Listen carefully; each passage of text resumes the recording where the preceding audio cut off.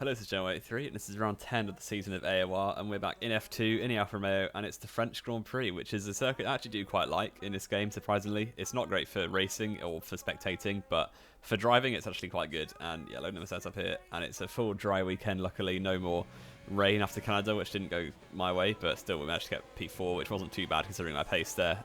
But yeah, first lap in quali, coming around the final corner, over that curve on the exit, not really extending the track at all, and then coming up to the line. It's so far further down the track for some reason this year, and it's a 28.8, which is not a terrible banker. My best was a 28.1, so if I can get near that, I'll be quite happy. And onto this is my best lap in qualifying, and coming down towards turn 1, braking just before the curve starts, and at 5th gear, trying to get it nicely hooked over the curve. Not amazing through there. Also missed the apex light for turn 2, not track extending. It's actually very difficult to set a valid lap here, but 2 tenths up already, and now coming down towards turn 3, braking just pull the 50-meter board, throwing it in, hoping it sticks. 3rd gear over the curve for turn 4, and then 2nd gear for the hairpin. You can extend on the left-hand side quite a lot, but I didn't actually do it on that occasion. Purple sector 1, we're down to 4th at the minute, but yeah, onto the Mistral straight. It's pretty good opening to the lap, 3.5 tenths up, opening DRS now. And onto the chicane, you can absolutely launch the car in, just cut the inside because it doesn't really have track limits. And yeah, braking just after the curve ends, and then 4th gear, not really cutting it that time, but 3rd gear trying to get hooked over the curb to get the better turn in, and then taking it as straight line as possible through here. And we gained another 10th on my previous, which is pretty good going. And yeah, again, purple in sector 2, so it's been a very good lap so far. But obviously, it's still time for people to improve. It's only 8 minutes left in the session, so this is my second run out of 3. I'm into the high-speed corner here, 5th gear, not really using all the track I could have done there, and down to 4th, which is not what you want to be doing. I could have taken more speed through there, but this corner is so awkward. I'm using 4th gear in qualifying, 3rd in the race, hitting that curb a little bit, which cost me quite a bit of time, maybe a 10th or 2, and going onto the final 2 corners now, taking as wide line as possible into the entry. Take as much speed as you can in 4th gear, and then down to 1st, maybe no, keeping it in 2nd this occasion for the better turn in. Almost invalidating my lap at the last corner there. That would have been absolutely horrific, but we've luckily not. The last sector wasn't very good, but we still improved to a 28.4, which is not too bad, puts me in 2nd place at the minute. And then my last lap in quali, trying to absolutely send it into turn 1 and turning in for the corner, not really getting the turn in, and then through turn 2, massive understeer. I have no idea why I got understeer, but blowing out the Rolex board, and unfortunately, obviously didn't improve this lap because of that. So that left me, unfortunately, down in 6th place, which is a bit annoying. I think if I'd have got a last lap in, I could have easily been on the front row. But potentially, yeah, should have been a bit better than 6th, but it is what it is. There's a lot of good drivers in this league now. Quite a few have joined recently, and a few people like Scott and Ruben have been getting better. So unfortunate for me, but yeah, down in 6th place. We're still leading the championship, so damage limitation after Canada, it looks like another race like that. But going onto the grid then for the 5 red lights for the French Grand Prix from 6th on the grid, and it's lights down. Away we go, very short hold, and we're going to try and get past the Giant straight away, putting into overtake mode. And Rich Mix getting good traction here, up to 5th already. Looking to the outside of Rockall here, down into turn 1, braking very late. Ruben's broken pretty early in the Mercedes. He's going to get oversteer. I thought he was going to spin, so I bailed out the corner. I didn't gain any positions, didn't get a penalty, so luckily, yeah, Rockall now having a run down towards turn 3, but I'm going to keep that place. Ruben also going a little bit wider than Scotty, so these two going very, very aggressive, but I thought maybe I probably should have given that position back to Rockall, but I didn't, and I didn't get a penalty, so it is what it is. Yeah, going on to the Mistral straight again. Ruben got a little lag indicator, but it's not too bad. And using a rich overtake, can we have a chance now? Bigsy still in the lead of the race with Scotty and Ruben in the podium positions, and myself making up 2 places up to 4th place on the first lap, which is pretty good going. And now braking for the chicane, and not really anything doing with Ruben in front of me and the bollard going across the track there. But yes, down into the end of lap 2 now, and Scotty and Ruben going very, very aggressively here. And Ruben got a good exit there compared to Scotty, who got a bit of oversteer. And are going to be going side by side now until it looks like towards turn 1. Ruben's got a good exit, and I'm just trying to pick up the pieces if anything happens, really. Bigsy's already got a little bit of a lead, but now down towards turn 1, braking about the middle of the gap, and Ruben and Scotty going wheel to wheel. I'm picking up a warning, which is pretty stupid already. Scotty going very slowly on the exit, can have a chance here to take up the 3rd place on the podium. And down towards turn 4, we've got the inside line braking a little bit early, and Scotty's going to throw it around the outside and hold the high ground for the second part of the corner, and take that, or retain the place in 3rd for now, but we've still got Rockall and Giant behind me, so I've got to be careful not to leave myself too exposed to them. But down onto the straight, DRS is obviously enabled now, and we've got a very good exit here off the long corner there, and down the outside with the DRS open, overtake mode, but unfortunately he looks like he's got us on it as well because he's pulling away from me. Obviously he had DRS off Ruben, but unfortunately nothing doing for me, and having to stay in 4th place for now. But I feel like I'm getting a little bit held up by these two. I feel like my pace in the race was a lot better than qualifying, so I could be in comfortable second, I reckon. But either way, not what's happening at the minute. And Ruben has now dropped behind Scotty again on lap 5. And the strategy is actually quite a close one-stop. You've got to get to lap 7 or 8. And then pit for hards and go to the end. It's a very, very long pit lane as it's 37 miles an hour and the straight's really long. But these two are pitting already. So Ruben and Scotty both in the pits at the end of lap 5, which I don't think they'll get to the end on hards if they pit for hards. So that's elevated me into second place, which is pretty good going. Obviously, 3-second gap to Big C is not ideal, but it is what it is. And Big C now at lap 7, he's in the pits, 1 lap earlier than me. And I'm going to be pitting at the end of this lap. We've got Rockall in the Renault all over me as well. He's still going to be really well the first stint. So now into the pit lane on lap 8, trying to take as much speed into it as possible. And yes, we've done that. Slowing it down nicely for the 60 km/h speed limit. And going to drop myself down a few places. You can see the medium runners haven't pit yet. The medium hard is definitely a better strategy, but I just didn't want to risk track position in qualifying, so started on the softs. But actually, a virtual safety car has been deployed. My teammate Riley has crashed out somehow, and that could really benefit me because obviously going through the pit lane, you lose less time when a VSC is out.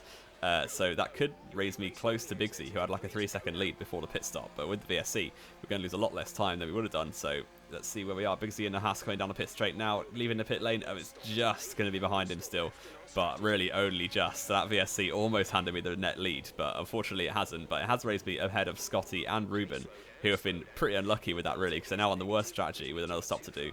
And they've, they've not got the track position anymore either. So right behind Big C now with the VSC out. It's going to be out for a few seconds longer, and we've got to try and focus now on getting the advantage of track position over Big C, because I think my pace is very similar to his. Obviously, he was pulling away from Scotty and Ruben, but I was getting stuck behind them. And VSC is now ending, so he can absolutely go for it onto the straight, and DRS is going to be enabled straight away, so putting it into overtaking over to Rich Mix. DRS about to be open, and Rock will also benefit from that VSC. He's right behind me, and obviously cold tyres coming out of pits. Anything can happen here really, and Big C going defensive to the inside. I'm going to swing to the outside, braking nice and early, and unfortunately for me, I've been absolutely hit in the back by Rockall. So yeah, a bit annoying that one. Obviously, complete mistake on his part. He didn't mean to brake that late, but there's cold tyres coming out of pits, and I broke slightly early because I didn't want to hit Big Z. And these things happen, you know. It is what it is. Unfortunately, I've lost a load of track position. I'm down to 9th, and probably at least my tyres are nice and warm now after coming out of pits. But yes, lost quite a bit of time.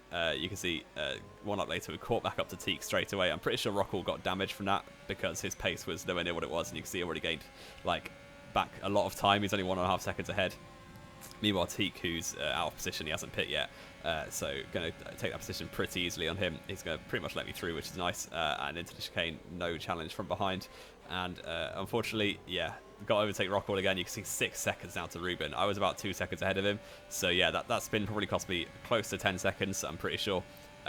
But yeah, it is what it is. Got to do my best and try and bring back the positions. Luckily for me, obviously Ruben and Scotty have another stop to do, so yeah, I should still be ahead of them when they pit because the spin didn't cost me that much time, and I got no damage as well, so it could have been a lot worse. That's what I'm trying to say. And Rockall now, you can see the damage really hampering him through this high speed last sector, and yeah, the understeer he's getting is pretty ridiculous, and he's actually going to pull over and let me through. I'm pretty sure, well, he messaged me afterwards saying like, yeah, I know he made a mistake. He knows he made a mistake, so yeah, he's let me through very nicely there. And you can see the medium runners are now coming into the pits. And this is Jack L in the Red Bull has come out the pits ahead of me because of that spin, really, and because his pace on the mediums is very good. So yeah, that's interesting. I didn't expect him to be anywhere near us, really, because I think he qualified about 12th. But yeah, I had a bit of a plan. If I couldn't get past him straight away, I was going to try and like stay with him, and hopefully he can drag me up towards the top 3. Because you've seen a mini-map, there's Scotty on the mediums is leading the race from Big Z and Ruben, so it's a bit of a train for the lead, 6 seconds up the road.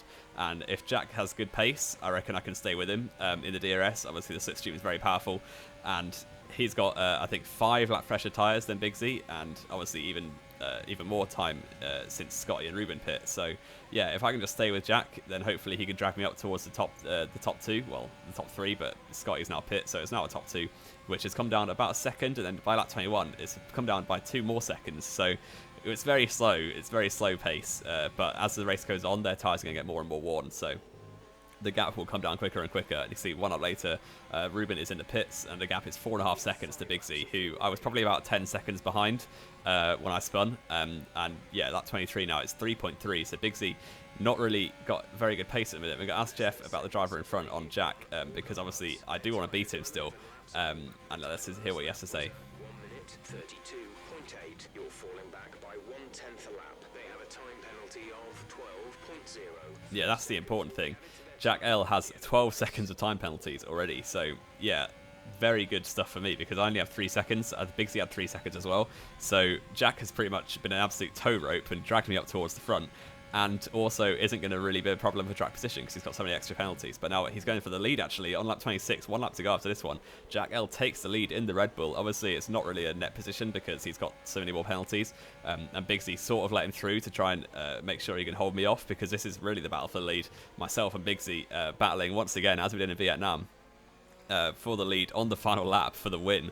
And yeah, trying to save as much fuel on Urs as possible. We've got a good chance down towards the chicane, but if not, we've got to save the Urs for the exit and the into the last sector. We've got a chance at the end of the straight as well, but coming down towards the chicane, not really close enough. Unfortunately for me, he has DRS off Jack, so yeah, not really closing anywhere near as much, but absolutely send it into the chicane and try and gain as much time as possible. Really taking a good line through there, very aggressive over the curbs, and we've got a very good exit here using overtake mode. All that I've got left, and Bigsy unfortunately is not really saving. His lights are flashing now, so that means he's saving ERS, but so am I, and we've got a good chance now down towards the last sector. Swing is the outside line for this high-speed right-hander. Can we make anything happen all the way around the outside? This would be incredible if it comes off, and unfortunately not quite. Bigsy just has the inside line. The high ground really is his, and yeah, unfortunately nothing really doing through the last sector unless we can send it on into the final corner, but I don't know if we're going to be close enough, as our tyres are both like past their best at this point. The hard tyres really do start to go off, as you can see from Jack having the 5-lap pressure tyres is really pulling away. And unfortunately through the final corner I've got massive oversteer and exit, so no chance of out trashing him or anything like that. And unfortunately for me it's going to be P2, but having qualified 6th and having been spun out early in the second stint, I'll happily take that. Bigsy probably was the fastest driver on the day. I think he started to slow down because he was on 5 warnings at the end of the race, so he was being really careful not to get another penalty, which is why I closed in so quickly at the end. But yeah, Jack L getting a good podium there from 12th on the grid. Unfortunately, he had those penalties because he probably had the pace to win, given the strategy and everything. And yeah, very helpful for me in my race as well, dragging me up to Big Z again. But yes, second place, I've extended my championship lead over Ruben, which is good, after the last 2 races where I think it came down, but we're back up. So I think it's about 50 points now, a championship lead over Ruben, which is good. And yes, I hope you have enjoyed this video. If you have, leave a like, subscribe if you want to see more. This has been JO83, and I will see you next time.